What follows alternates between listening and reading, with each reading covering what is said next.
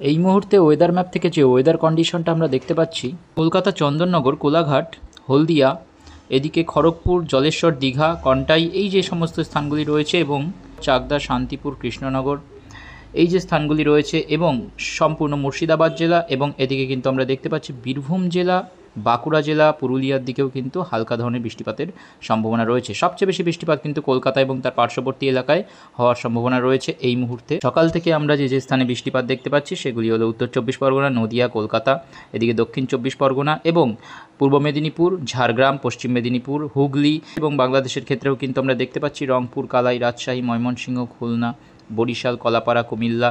নিম্নচাপের অবস্থান এই মুহূর্তে রয়েছে রাজস্থানের ওপর। পরবর্তী 3 দিনে আমরা দেখতে পাচ্ছি যে বৃষ্টিপাতের সম্ভাবনা রয়েছে।